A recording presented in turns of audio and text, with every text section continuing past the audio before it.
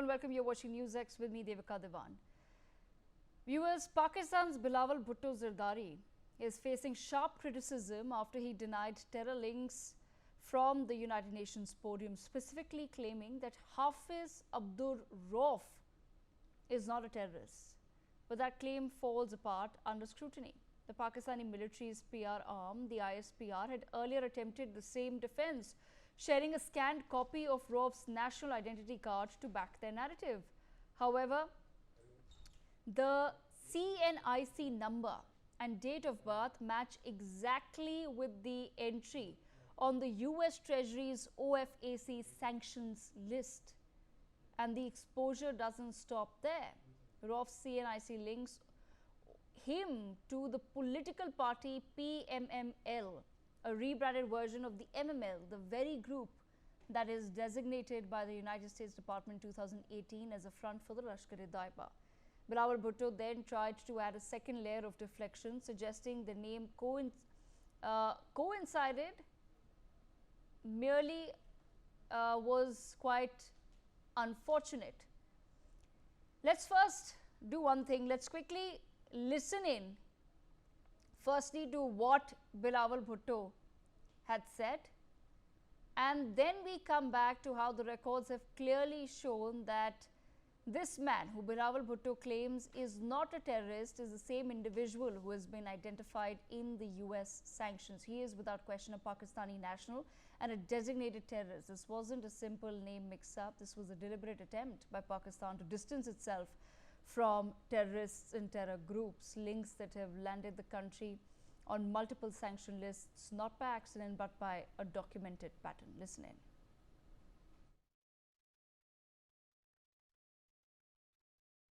They go around and they show a picture of a man with a beard leading funeral prayers. And this delegation goes around violently sort of shoves this picture in everybody's face. And they say, look, this guy is a terrorist. And the fact of the matter is, this man is not a terrorist. Pakistan is he happens to have a name similar to one of the sanctioned people, but he's not. All right, so there you've heard it, Bilawal Bhutto saying that there is a complete mix-up. He is talking about a photograph, viewers, that was raised by India on several platforms where we clearly showed a state funeral taking place in Pakistan for terrorists who were neutralized by India in Operation Sindoor. The man in question is Abdur Rauf Asghar.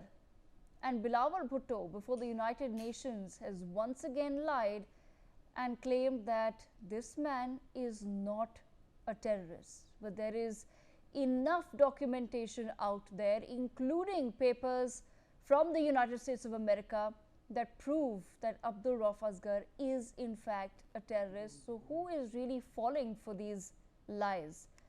Let me bring in, we have with us Sumit Peer, Ambassador Basudhi Mukherjee and Joyita Basu with us. Ambassador Mukherjee, absolutely astonishing, ma'am, the fact that Bilawal Bhutto would stand before the world and say that photographs of people that are being flashed by Indian officials are not in fact terrorists. It is shocking, it is cynical, and it is also ironical considering that his own mother was assassinated in the most brutal manner, Benazir, and that he comes from a family which has had such tragedies themselves. There is no question of trying to put the photos. The evidence is very clear. This man is a certified terrorist, well known, his photos are well known, and the fact that the Pakistani army and senior officials of the ISI and others attended the funerals in an official capacity of terrorists who had been neutralized by India because they had participated in the horrific terrorist attacks in Pahalgam clearly demonstrates that the Pakistani state every arm of the Pakistani state is involved in utilizing terrorism to bring down the Indian state and to stop the development of Jammu and Kashmir.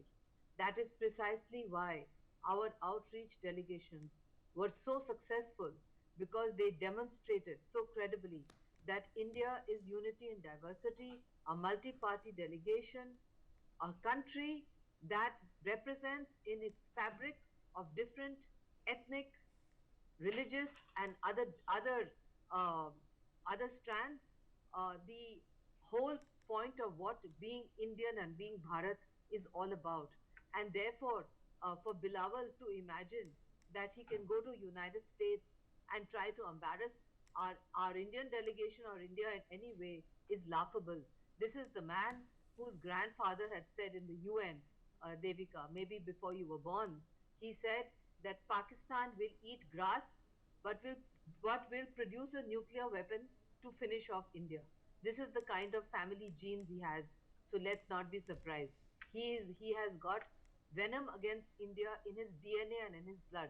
So all that we have to do is to just convincingly tell the international audiences that what he is saying is irrelevant, is untrue, is totally deceitful, and he is bringing disrepute to his country, which is already a semi-failed state. Devika. Absolutely. Meanwhile, Pakistan's People's Party parliamentarian's chairman and former Foreign Minister Bilawal Bhutto Zardari has said that cooperation between Pakistan and India's intelligence agencies could significantly reduce terrorism in South Asia. Interestingly, Bilawal Bhutto Zardari has said that not all Pakistanis are terrorists. Let's quickly first listen in.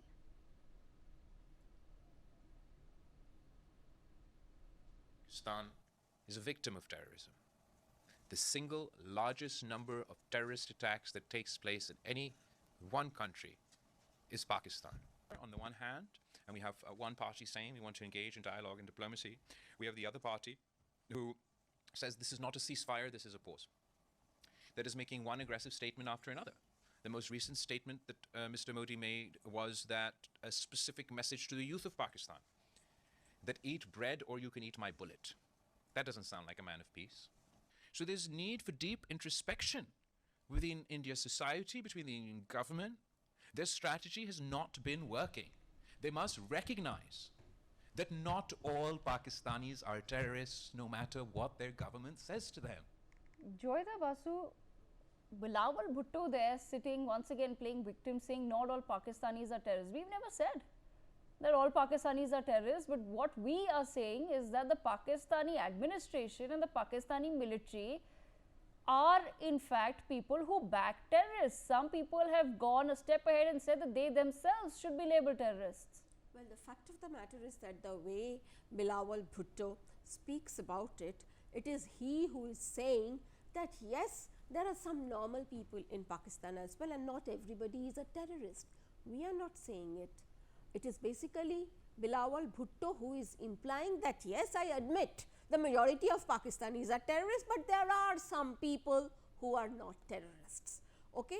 And the thing is that forget about what we believe or what we have said. It's a fact that the radicalization, we may not say, we understand perfectly that not all Pakistanis are terrorists.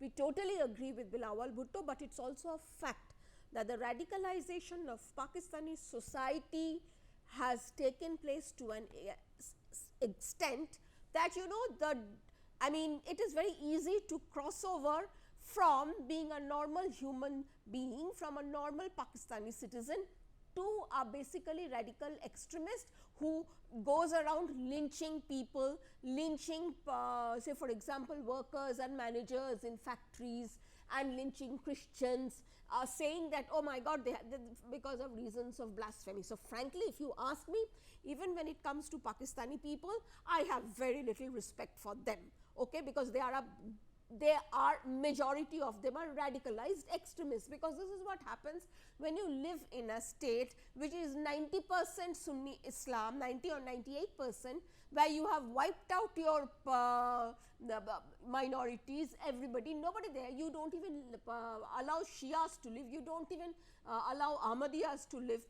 What sort of a state is that? And that cannot just be about the Pakistani state and army and their ruling class. No, that radicalization has, I mean, I would say, seeped deep into that society. So I agree totally with Bilawal Bhutto when he says not all Pakistanis are terrorists, goes without saying. But yeah, you know, there is a serious doubt about, you know, what Pakistanis are about. And it is not just me. You go abroad and you find out Pakistanis themselves will be saying, you know, it is so difficult for us, say for example in airport, to maybe get certain things done which any other country citizens will be easily, maybe special, you know, getting special concessions or allowing special, say for example, I mean, I saw it in front of me, so that is why I am saying, I heard this man saying, it, you know, with the Pakistani passport, it's so difficult to be allowed by the security officers, even though I am kind of, I have somebody who is an invalid. So you see, it is, we are not saying all Pakistanis are terrorists, but yes, there's a big question mark. Mr. Trump may not say it, but security agencies all over the world are very wary about Pakistanis in general. Ambassador Mukherjee, do you think that this argument that not all Pakistanis are terrorists, not all Muslims are terrorists, is that valid today? Is that something that Bilawal Bhutto can cry about to the world and everyone should go ahead and believe him? Because at no point has India said that all Pakistanis are terrorists, and no point anyone saying all Muslims are terrorists. Our problem is with specific terrorists that are given safe haven on Pakistani territory. That's the problem. So will he be able to deflect this and go on with this victim card, and for how long? Devika, we have never ever said all Pakistanis are terrorists. How can we say that when half of Pakistan wants to break away from Pakistan? How can we say all Baluchis are terrorists? How can we say that those in the states right next to Afghanistan are terrorists? They are actually targeting the Pakistani deep state. They want to break away.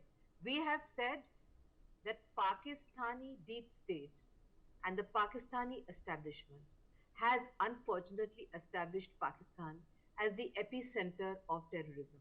And Prime Minister has reached out to the young people of Pakistan, warning them of such a possibility.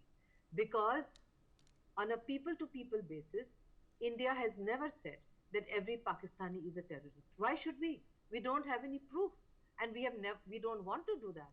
We have, in fact, have always said that we want to be left in peace to develop, and we would like Pakistan to be peaceful and to develop. In fact, the reason why we abrogated the Indus Water Treaty is because it is premised on peaceful relations between the two countries, which has been broken by Pakistan right from the inception of the Indus Water Treaty. So this is actually Pakistani propaganda that India is saying that every Pakistani is a terrorist. Not at all. First of all, when the eastern part of Pakistan broke away and became Bangladesh, it was clear that the religious card no longer plays in Pakistan. It is very clear in Pakistan today, if you go across Pakistan, that many people are desperate for food, water, housing. They would like a better standard of living. They would like all the things that any normal human being would like, which is to live in peace and get on with their lives. It is the Pakistani establishment, the government, that has cracked down on minorities, that has made the life of its minorities miserable, including Christians, that has used the blasphemy law against its minorities, and is now cynically trying to exploit Baluchistan's rare minerals and to offer them up as an offering either to United States or to China. That does not mean that the Baluchis will agree, and that is not something that we would say that the Baluchis are terrorists against India. Baluchis are resisting Pakistani deep state. Pakistan today is in a state of active civil war, which is why their relationship with the Taliban, no matter how much China tries to give it some kind of an umbrella, their relationship with the Taliban is terrible. And the Taliban, after Operation Pahalgam and the terrible attacks in Pahalgam, clearly said that they condemn these attacks. So we have never said, and we will never say it. And I would actually underline that it is not in our national interest to say it either. We have always said we condemn the Pakistani deep state, the Pakistani government, those who nurture terrorists, and now it is clear that's the Pakistani army, that's the ISI and the Pakistani government. We would appeal to the normal Pakistani people to reject these tactics and to insist that their government choose the path of peace to live with India in peace. That is all that we have asked our neighbor to do. And that has not worked because the deep state has fed a diet of anti-Indian venom, whether it's in their madrasas, in their schools, in their colleges, and to their people. They want to turn the entire people of Pakistan against India. But that has not yet happened. That has not yet occurred. That has not yet succeeded. Even the madrasa education, they should understand that those who are coming Yes. out as terrorists may one day turn against their own government. So this is a very dangerous game you play when you develop terrorist ideologies among your youth and your young people. Devika. Absolutely. Meanwhile, Bilawal Bhutto was also stumped by journalists who've questioned him at the UN media interaction after the Pakistani leader alleged that the Pahalgam terror attack was being used as a political tool to demonize Muslims in India. If we have that soundbite of Bilawal Bhutto, let's play that out. Let me start with a statement you made today saying that the recent terrorist attack in Kashmir is being used as a political tool to demonize Muslims in India.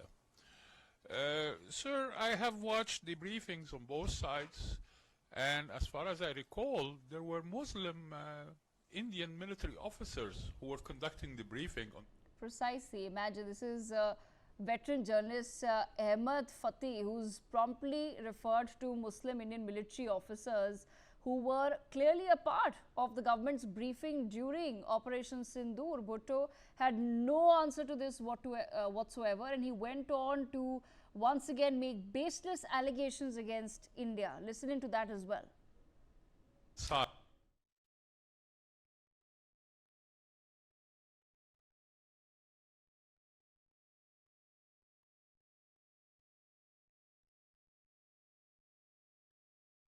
It's unfortunate that a young politician from Pakistan who should be spending more of his time in fixing his own country is in the US defending some of those who may be responsible for assassinating his mother.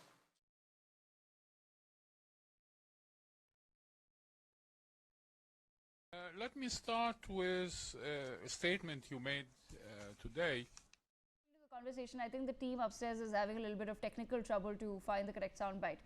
We'll try to pull it out. Sumit, imagine that Bilawal Bhutto there is talking about how the terrorist attack in Pahalgam and Operation Sindoor are all tools of the Indian government to demonize Muslims, and then a Muslim journalist sitting in audience says, but hold on, Mr. Bhutto, there was a Muslim woman who was giving the briefing on Operation Sindoor. So what exactly are you talking about? Clearly people are somewhere beginning to see that this is complete and utter nonsense, a complete and utter nonsense narrative that Pakistan is trying to put together.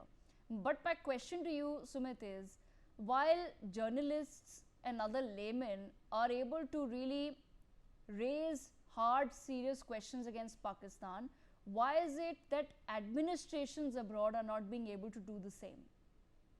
Devika ji, thank you very much for having me on your show. When you look at this Bilawal Bhutto Zardari, it looks to be an 1921 old gramophone record which has stuck somewhere, which has got stuck. That is what this man looks to be. And in his English, he tries to have that westernized accent, and his Urdu is pathetically horrible. And when he speaks, I don't know which planet does he come from. Maybe planet of apes. That can be a realistic description.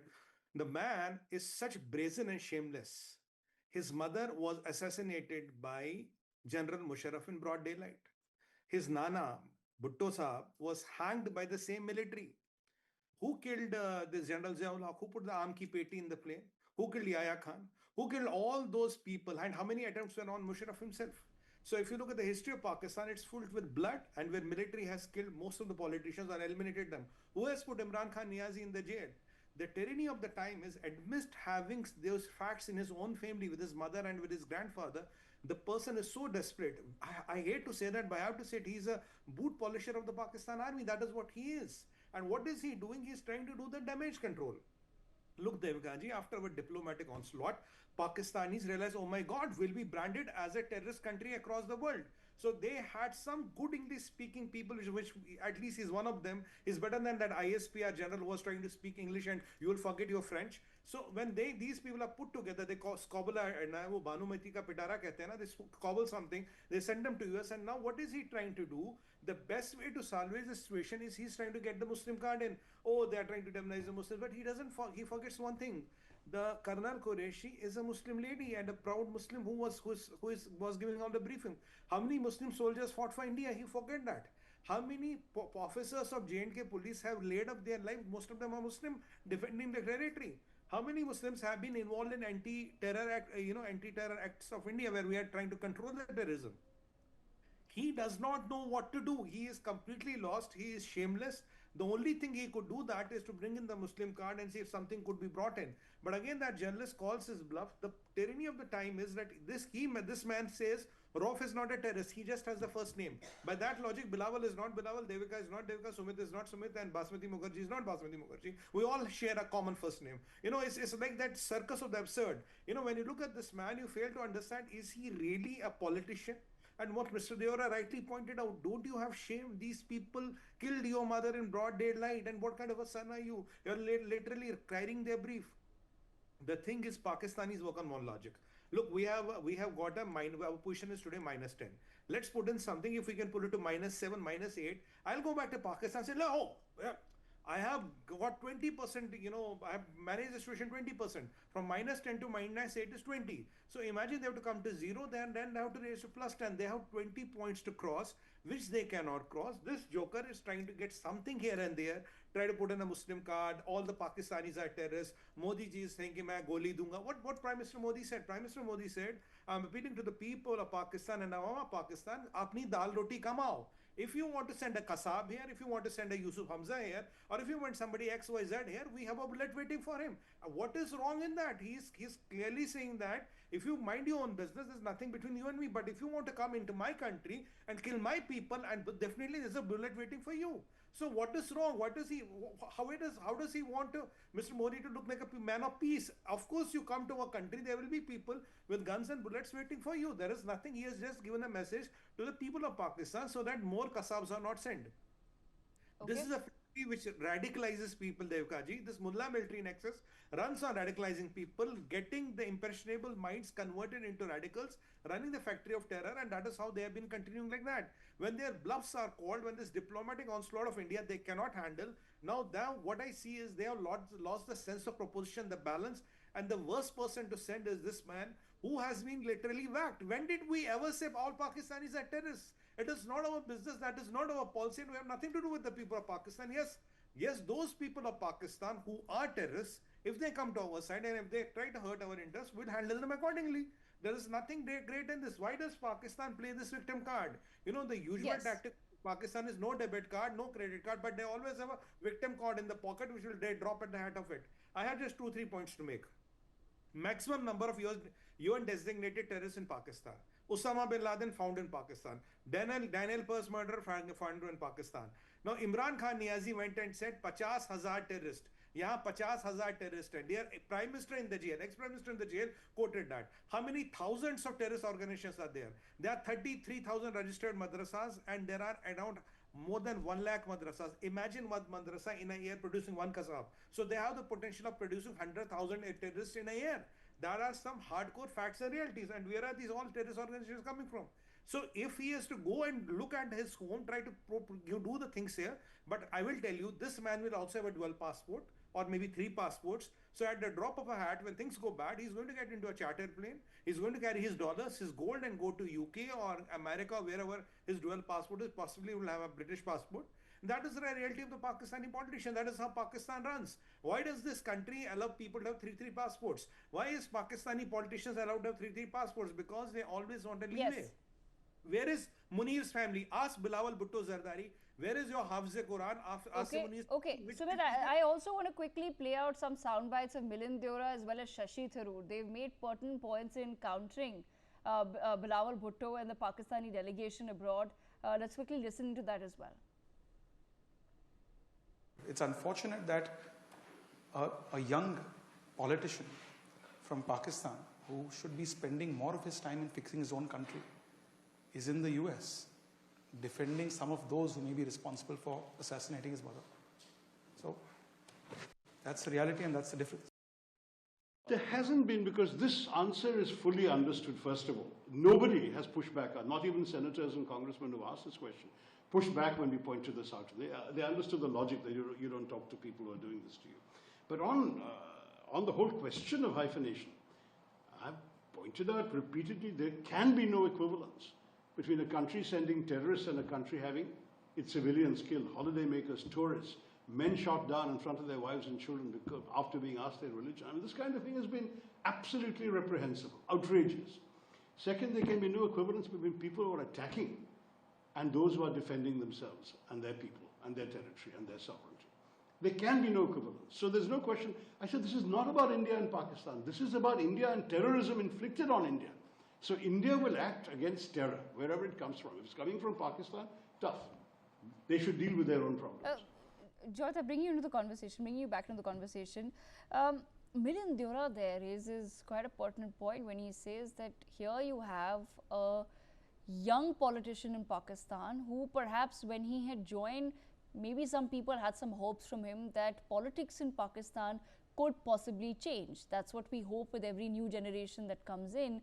Here's a man whose own mother has been assassinated at the hands of terrorists, and he's standing there today before the world defending a government that he is essentially no longer even a part of. Well, the fact is, you see, just because he is quote unquote young does not make him progressive or does not make him exactly, does not make him good enough to be where he is, the position of power he has. And the thing is that in this particular case, the only thing he has going for him is that number one, the surname, and the fact that he can speak in a very accented, very westernized accent English. Except for that, tell me till date, what has exactly this Bilawal, actually Zardari, he is now calling himself Bhutto because he is trying to milk the Bhutto name, which is very famous at least in Pakistan. So the thing is, you see, apart from that name, what exactly has he done? What exactly is he qualified for, except for, speaking in a hoity-toity tone? And apart from that, and this is something that is typical of Pakistan. They field these very entitled brats actually, who have who have a lineage, and they think this is how they are going to impress the West.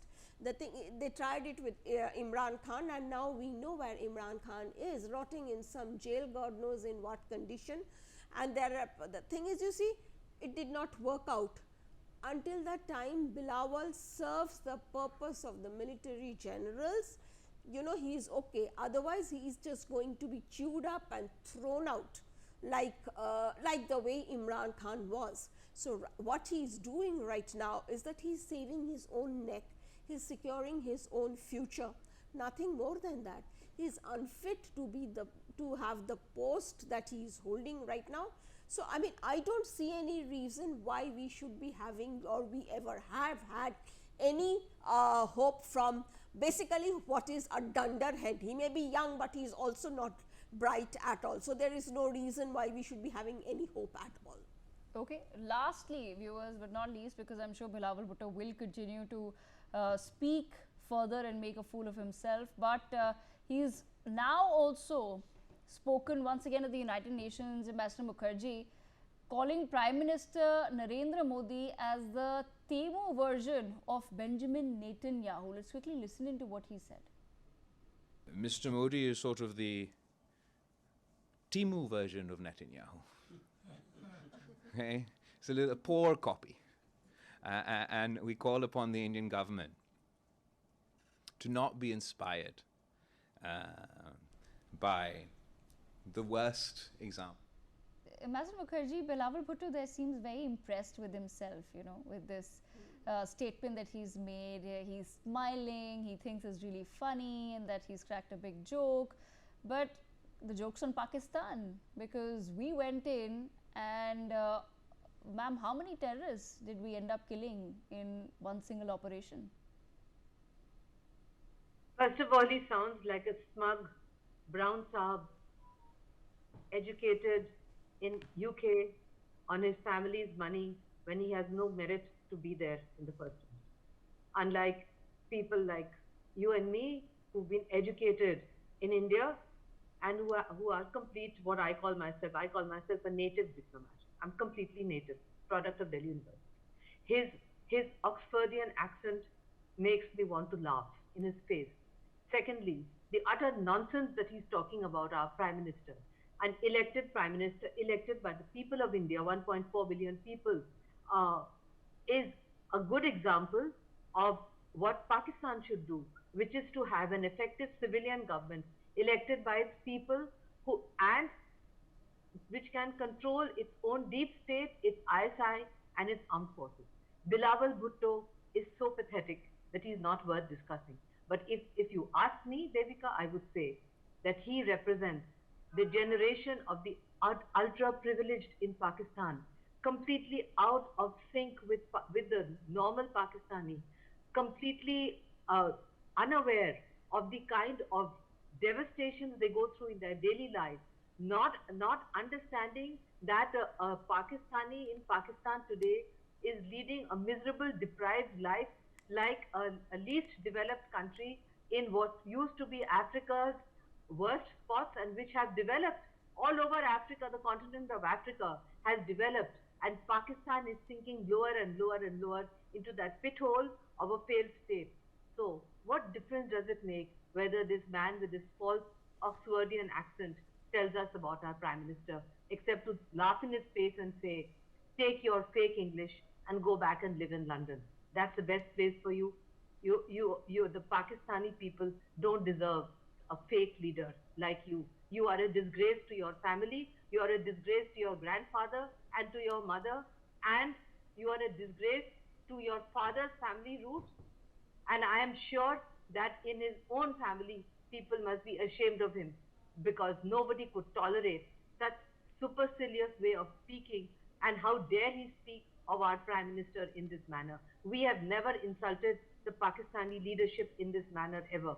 We respect the Pakistani leaders and we believe in a certain civilized discourse.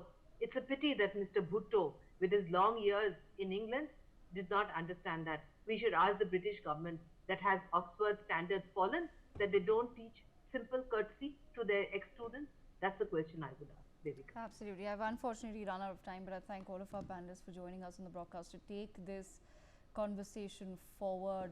Bilawal Bhutto, the more you speak, the more you're going to make a fool of yourself. So perhaps it's time for you to fly back to Pakistan. With that, viewers, a very short break.